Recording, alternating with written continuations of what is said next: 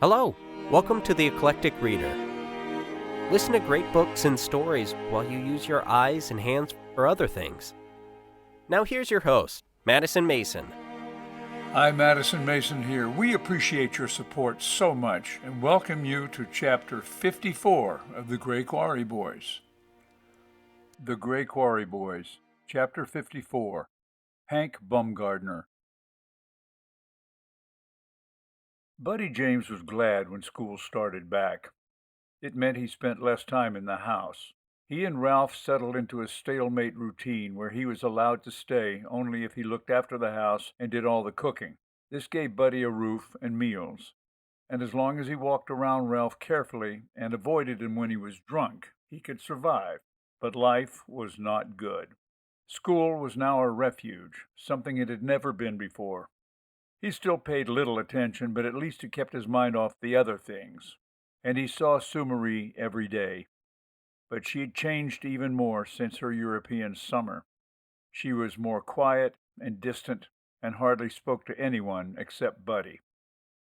They became the whispered joke of the school, the weird oddball ghosts, the conspirators. She didn't show up at school for several days. When she did, she kept a grim expression and avoided him most of the day. Finally, at the end of school, he caught up with her on the way home. "Hey, what's wrong? You want to talk?" "No, just walk with me." He looked at her closely, concerned. She turned away and held her books to her breasts. "Are you crying? Come on now, tell me what's wrong. You sick or something?"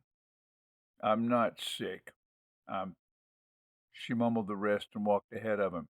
You're what?" "I'm going to have a baby. I'm pregnant," she blurted and began to sob. But he felt his chest sink and his breathing stop. The sun made him feel sick to his stomach. There was a ringing in his ears. Pregnant? Pregnant? What am I going to do? He's my uncle. He's 37 years old. I don't want to be with him. I can't even stand him, and I don't want to have no stupid baby. Not his damn baby. I'm 15. What am I going to do? Be a mother? That pervert Sarles Davenport. What am I going to do, Buddy? What am I going to do? Her red face cried. The world caved in on Buddy. He felt weak and powerless. He couldn't help her in any way. With no money, nothing to call his own, he couldn't even help himself. All he could do was hold her close and let her sob. And her heart sobbed. What am I gonna do? Hank Bumgardner. Craven's father, Big Hank Bumgardner, was a barn of a man. Huge, red-faced and weathered. Since his high school days as defensive fullback, the 6'6", 280-pound mountain boy bore the admiring tag of Silo. Where the dominating genes responsible for Silo Bumgardner had come from, nobody really knew, because none of the other Bumgardner boys had any resemblance to Hank. The two older and younger Bumgardners were of the same scrawny, hard-scrabble stock as their old man Clevis. However, it was accepted that Silo, though the freak of the family, was surely son of Clevis because he was just as mean and just as dumb as the rest of the brood. In a fight or a football game, they were terrors. The Bumgardner family had holed up in the mountains around Hendersonville in the early 1800s. Hillside farmers and Indian traders. Their men had proudly and dutifully marched off to kill Yankees and be slaughtered on the distant fields of the Civil War. The male stock of the family was so depleted by the war that hard times came and stayed, right through the Great World War and into the Depression of 1929, when grueling homelessness struck the nation, crippled industry, and brought families to the edge of starvation. The Bumgardners hardly noticed at all. That was the year Clevis Bumgardner started his own business. With a house full of hungry male mouths to feed, he decided to make his boys earn their cornmeal and beans by hard labor. He put them to work building a liquor still in a dark hollow back on the far edge of his mountain, and the Bumgardners of Hendersonville went into the whiskey business. Clevis and his young sons made pretty decent white moonshine, which they bottled in big glass jars and ran as far down into the flatlands as Charlotte, Greensboro, and Winston-Salem. Clevis prided himself on selling whiskey that was cheaper and better than the legal stuff. Hank, because of his size, was put to work early on by the others hauling the 50-pound bags of corn for mash, and he grew bigger and stronger with his labors. His mean streak was honed to a fine edge by constant fistfights with his two older brothers. By the time he reached high school age, Silo was a mean, hard-drinking, hard-hitting son of a bitch, and he never much changed. He met Bonnie McDonald one night at a dance following a victory over Central High.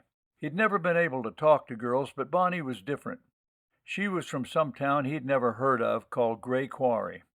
And because she was from out of town, she had never heard the foul reputation of the Bumgardner boys and trusted Hank. He rewarded that trust by forcing himself into her on the 50-yard line behind the gym in the dark. Within a week, she knew she was pregnant.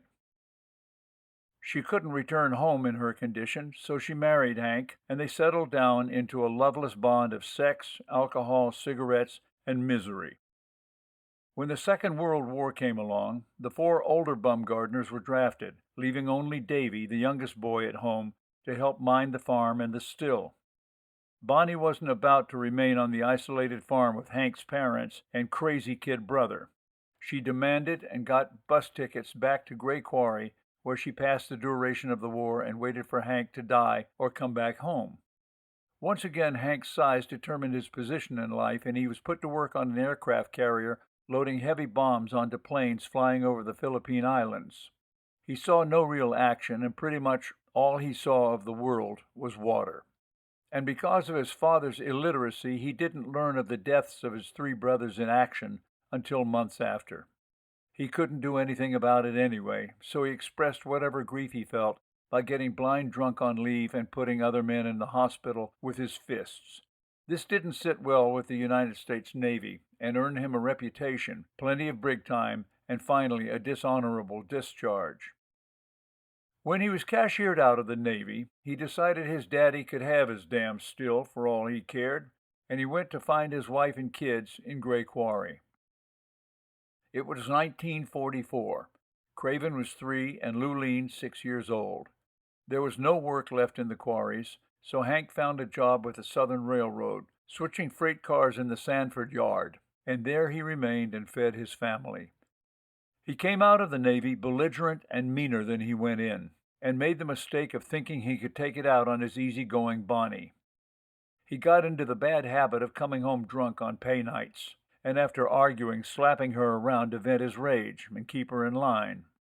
This happened exactly 3 times. The 3rd time he broke her nose and blackened her eye, and went to bed to sleep it off, while Bonnie took the kids over to her mother's house for safety and to repair her wounds.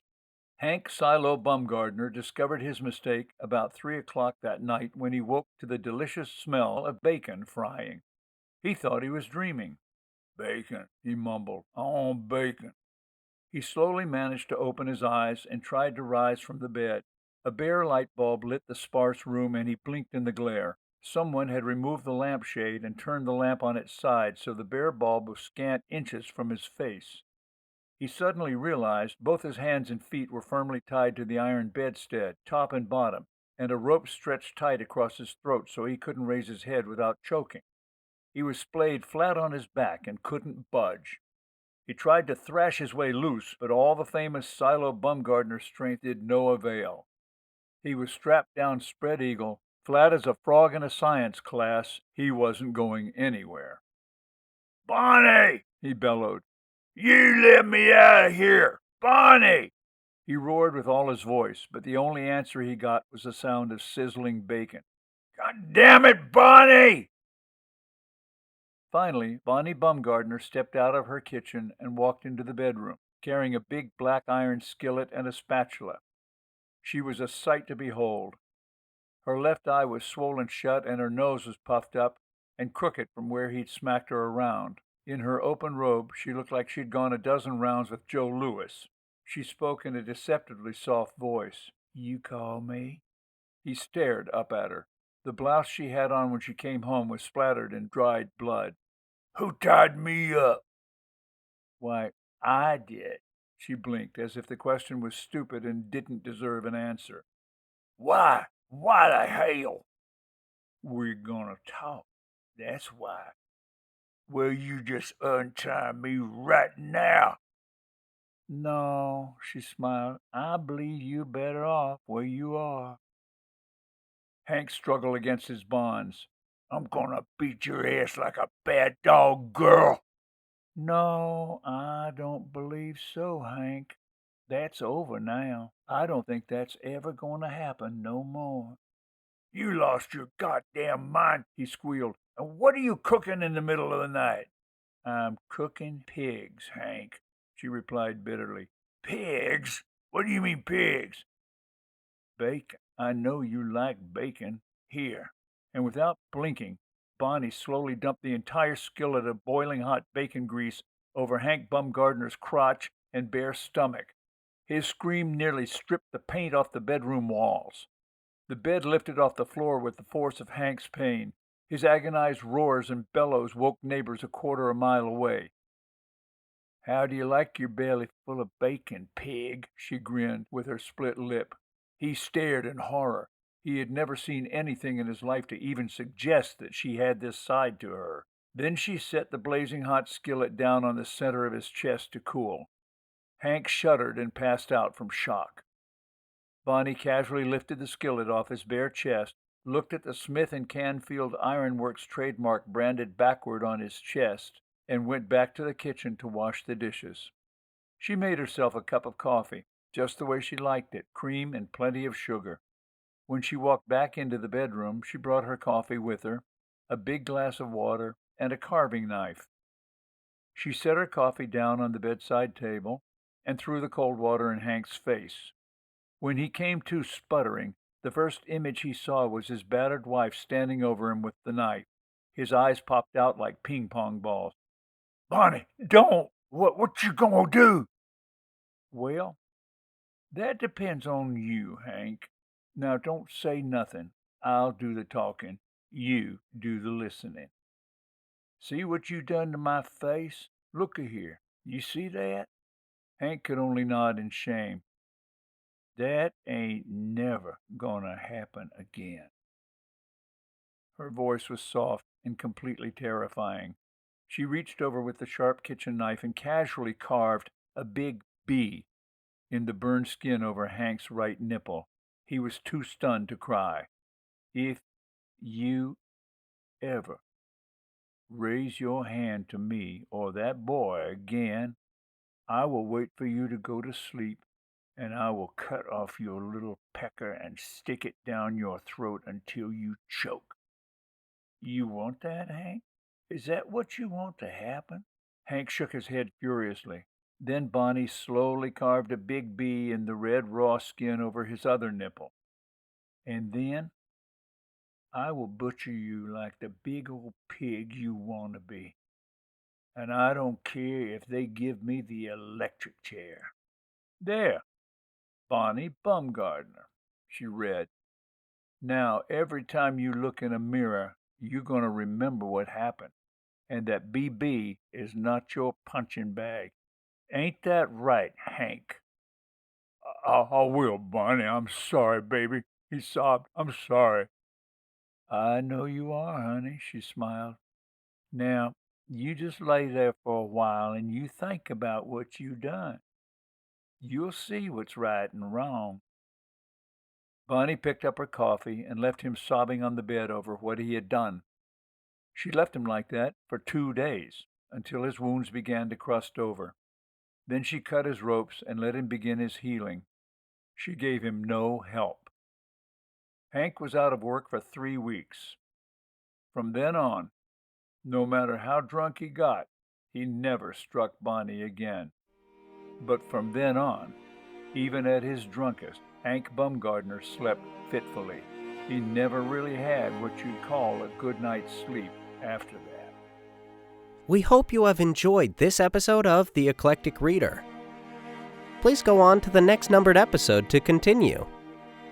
Also, check us out on YouTube, Facebook, and Twitter.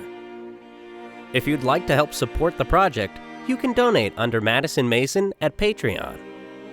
And please, check out our website, kltkrdr.com, for more information. Hi, this is Madison Mason. I want to personally thank you for listening to The Eclectic Reader and invite you to share your experience, your thoughts, and your suggestions. We have many great books lined up for the future, but if you have requests for anything that is in the public domain, please email us at kltkrdr@gmail.com.